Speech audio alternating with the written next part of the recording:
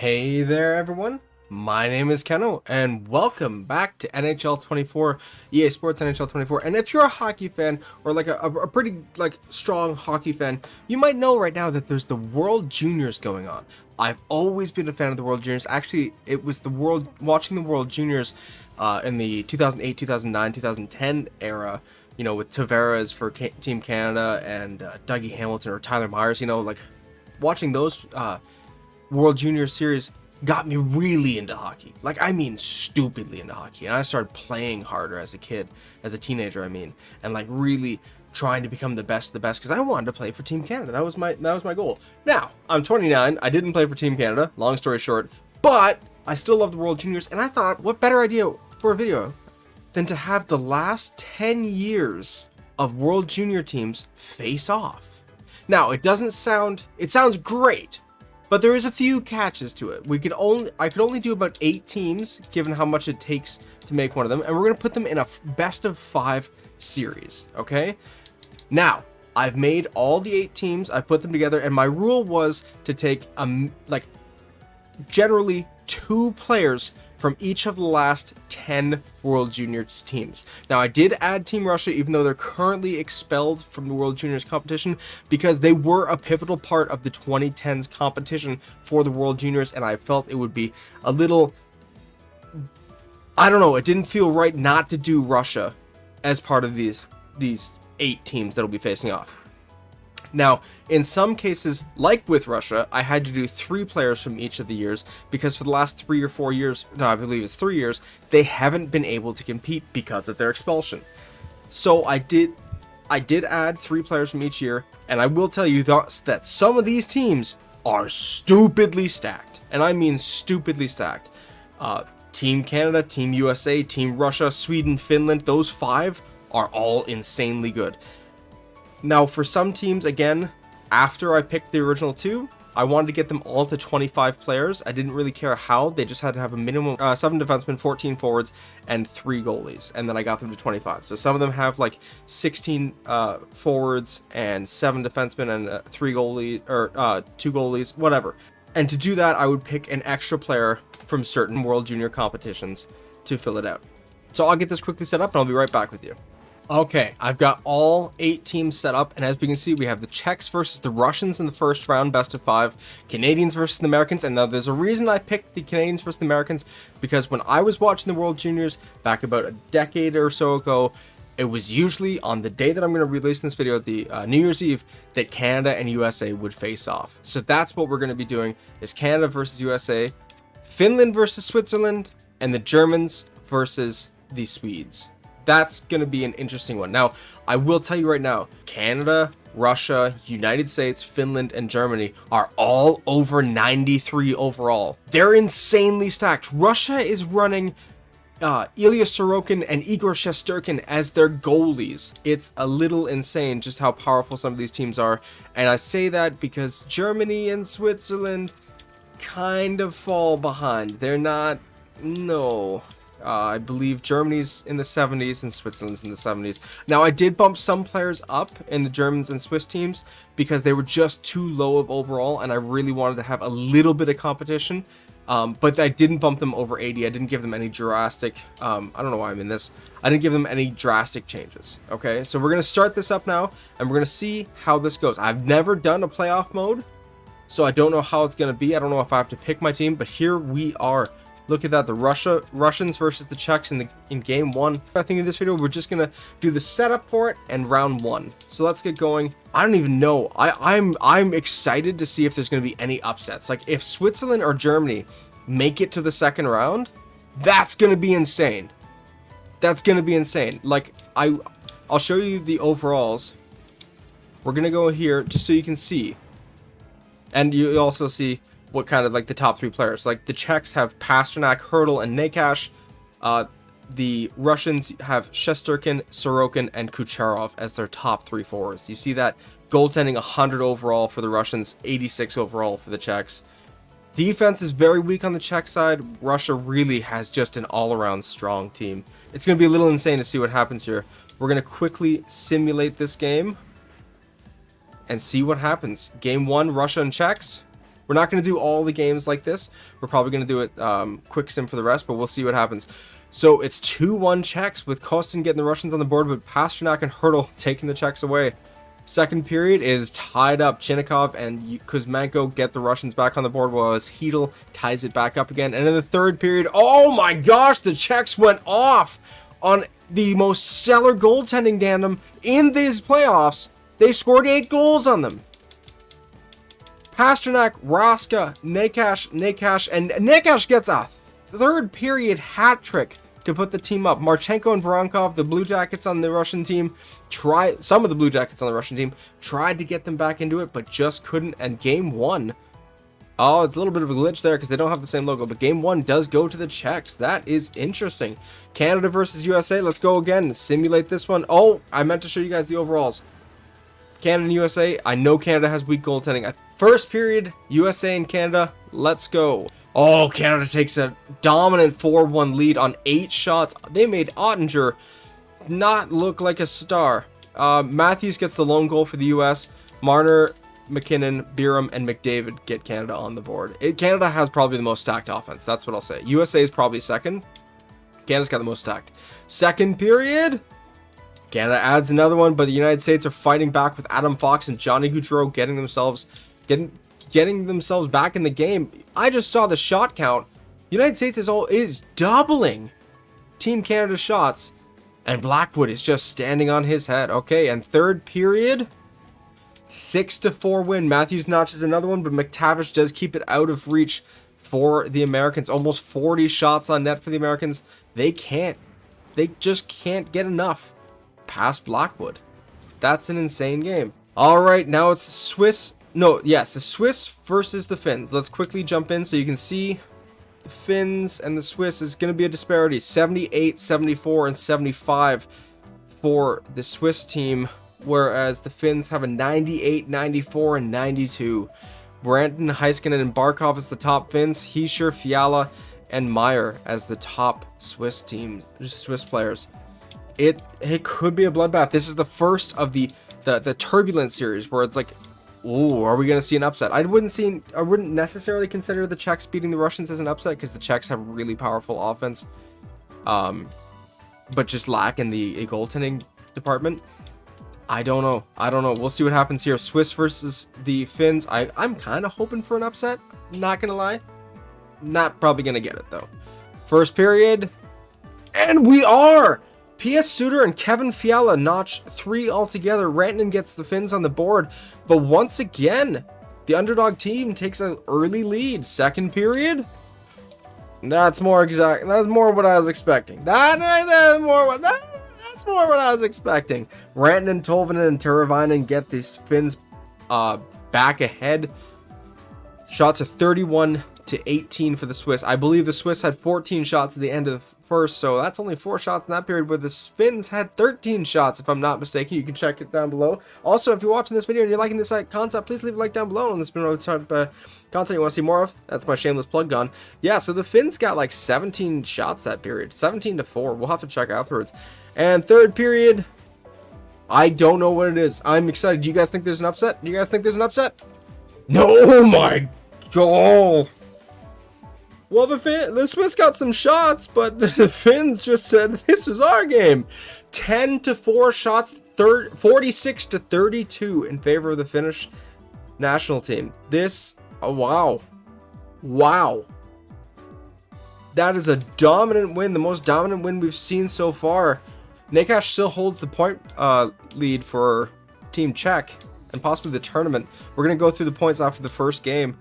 Oh, Pasternak and Nakash went crazy there. So did Brandon. On to the final game. The final first game of these playoffs. Let's see what happens. The Swedens versus the Germans. Damn. Got stuck in my head there for a second. So the Swedish have Elias Peterson, Rasmus Dahlin, and Elias Lindholm. 99 offense, 94 defense, 85 goaltending. And then you got Germany with Leon Draisaitl, Tim Stützle, and Moritz Seider. They have 86 offense, 71 defense, and 76 goaltending. It's looking like, if it's anything like the Swiss-Finn game, It's going to be a bloodbath. It's probably just going to be a 3-game series. Let's see what happens. Last slow sim of these playoffs, or this first round at least. First period. Sweden's up 4-2. Burakovsky, Kempe, and Carlson and Dahlin get the Swedes on the board. Reichel and Gowanke try to fight back. Again, I did boost Gowanke just to give him a little bit more, give the Germans a little bit more competitiveness, and you can see they were still listed as a 71. Shots are 14-10 in favor of the Swedes. Second period. Oh, the Germans. So the door was shut by Philipp Grubauer, and the Germans still are fighting to get into this game. This is going to be a tight one. I don't know whether if I should really slow sim minute by minute or just do the quick sim. I'm going to do the quick sim just in a matter of time. Let's see, will this German team tie it up, or will the Swedes be as dominant in the third period as the Finns were? Third period, shots 27-17 for the Swedish national team. Let's go. Third period. It is a dominating win for the Swedes. Not as dominating as the Finnish game. 6-4 for the Swedes, with Nylander and Burakovsky getting them ahead at the final mark.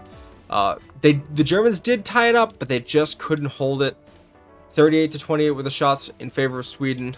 That was a hell of a game there. That was a hell of a game. Now that was a crazy first round. We're gonna sim to the next game now.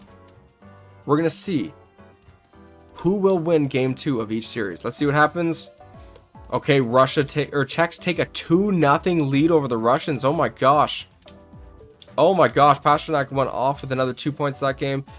The Canadians in the US down already 1-0 in this series. Let's see what happens.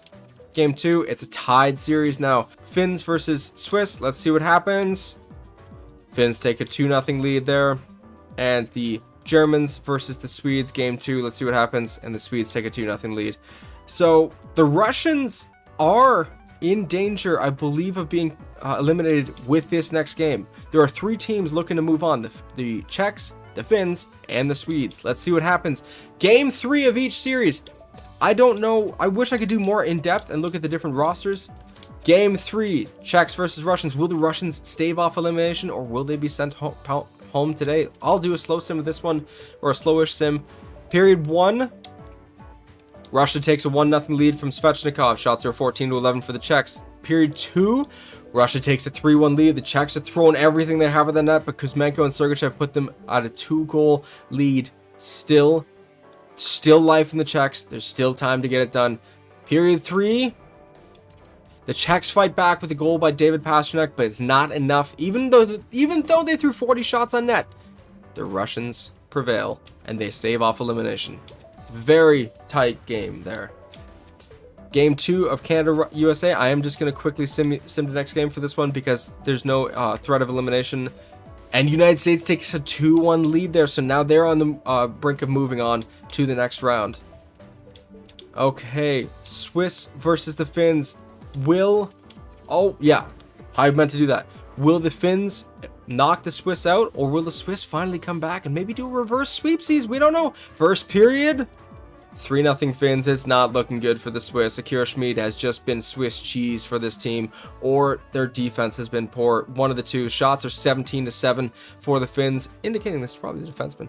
But we'll see. Second period, Giannis Jerome Moser gets the Swiss back on the board. Not looking good, still not looking good. And the final third period, Finland up 3-1.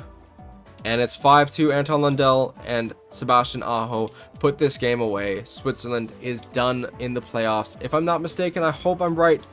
Yes, so the Finns win that playoff round. Game 3 of the Germans versus the Swedes. Again, the Swedes are looking to send the Germans home like the Finns did to the Swiss. Let's see what happens here. First period, the Germans take a 1-0 lead from Nico Sturm. Very interesting shot, 13-9 for the Swedes. Second period, whoa, Grubauer is shutting the door. Currently shots 27-17 for the Swedes, but the score is only 1-0 for the Germans. Third period, I'm going to quick sim this one. Let's see what happens. Third period, the Swedes tied up from a goal by Gustav Forsling. Shots are 38-27 for the Swedes. We're going to slow sim the overtime. Oh, and it's already over. I don't know who finished it. I think it was the Swedes. I didn't see it. It was the Swedes. A goal by Lucas Raymond sends the Germans home packing. But they put up one hell of an effort. That was a very tight game. The first one we've seen go to overtime. Very impressive work by the Germans, but they are sent home. Game 4 between the Czechs and the Russians. We got to see, will they finally put the Russians to bed, or are the Russians going to fight back? You know, I always remember when I was a teenager watching the Russians, if they went down a series, or if they went down in the round robin but like just barely made it in, it was because they were going to dominate in the playoff rounds. They are one of the best sleeper teams. They make you think that they're not in it this year and that they're looking poor, and then they slammed the early 2010s. I remember being scared of the Russians. Let's see. Game 4, Russia versus Czechs. What will happen? Period 1. Scoreless. 16-8 of the shots for the Russians. They're really trying to stave off their elimination another game. Trying to extend their life pass a little longer. Period 2. 2-2. They're keeping this game tight. 24-20 of the shots. Goals by Kaprizov for the Russians and Pasternak and Faksa for the Czechs. It's going to be a tight third period. Are they going to keep this score tied? Are they going to score and still keep it tied? Or is one of those teams going to prevail? Are the Czechs going to send the Russians home? Or are the Russians going to take it to a game 5? Let's see. Period 3. The Russians stave off elimination and push to game 5 from goals by Marchenko, Sergachev, Podkolzin, and Kucherov. Hurdle tries to keep the Czechs in it. The shots were 36-30 for the Russians, but it prevailed. The Russians prevailed. They slammed Vitek Vanacek. It is going to game 5 for Team Russia. Game 4 for Team Canada versus Team USA. This is an elimination game. The United States have the ability to go on to the next round, and I believe they'll face the Russians, if I'm not mistaken, or the winner of the Russian-Czech series. Let's see. Period 1. Goals by Connor Bedard and Quentin Byfield put the Team Canada up in the first period. Austin Matthews again getting a goal on Devin Levi. Very interesting that he's starting. Shots are 11-7 for Team Canada. Period 2. Still 2-1. Shots 20-18 for Team Canada. So it's getting to a tighter, more gritty game. Not a lot of shots. We'll have to see what happens in this third period. Will Canada stave off elimination like the Russians, or will they be sent home? Period 3. And that seals the deal. Matthews finishes the hat trick. Lafreniere tries to keep the Team Canada into it, but they cannot. And shots were 30-28 for the United States as they sent Team Canada a very shocking elimination. They send Team Canada home early. It is now only left to the winner of the Russian and Czech series. Who will it be? Matthews is now leading the tournament, scoring with 11 points in 4 games. After this final game, we'll go back and just see quickly what happened and who was the leading scorer, both by forward and defenseman, and the best goaltender of this first round. Let's see what happens here. Will the Russians come back and knock the Czechs out, do a reverse sweep, or will the Czechs finally put the nail in the coffin and send Russia home? It's all up to this. Game 5, period 1, Russia versus Czechia. Period 1. 2-1 Czechs. Nekash and Vrana get the goals for the Czechia, and Mikhail Sergachev responds for Russia. Shots 14-11 for the Czechs. But this is a tight period, tight game so far. I don't know where this is going to go. Period 2. The Czechs, from a goal by Filip Chytil, put themselves up by 2. Shots are 25-23 in favor of Czechia. This is going to be a scary third period. Are the Russians going to come back and absolutely become the monster that they normally are? Or is it finally over? Period 3, we're going to slow sim this one. Radek Faksa puts them up by 3. I think this is it. I don't think the Russians are coming back. I think this game is over for them. It's going to be Czechia and United States in the second round versus Finland and Sweden. Very interesting. Very interesting. It is a little... This is kind of an upset. The Czechs didn't have the best goaltending, but they showed that they did here. They showed that they could be the best goaltenders, with Ilya Sorokin failing for the Russians pretty much. That was a pretty weak series for him. Let's quickly go through the scoring. So for forwards, the leading scorer was David Pasternak with 12 and 5, tied with Martin Nakash with 12 and 5. So it was a pretty intense first round for them, carrying the team on their back. Will they be able to do it against the United States and against their top center, Austin Matthews, who had 6 goals in 4 games. Off to a hot start with Matthew Tkachuk as well. It's going to be interesting. McKinnon had 7 points in 4 games. I don't know what happened to Team Canada. Maybe they just didn't have it in them to keep up with the Americans, or maybe they just didn't get the scoring they wanted. But they definitely, yeah, look at that. Only 2 players were point per game in the forward category. That's rough. And for the defense, Cale Makar had 6 assists in 4 games, but it wasn't enough. Their goaltenders, Blackwood and Levi, just didn't perform up to standard. Oh yeah, let's go back to the entire league. We'll look at the defensive scorers. Please and thank you. Okay, defensive leader was Quinn Hughes with 6 points in 4 games, tied with Cale Makar. Mikhail Sergachev had 5 and 5. Dahlin had 4 and 3.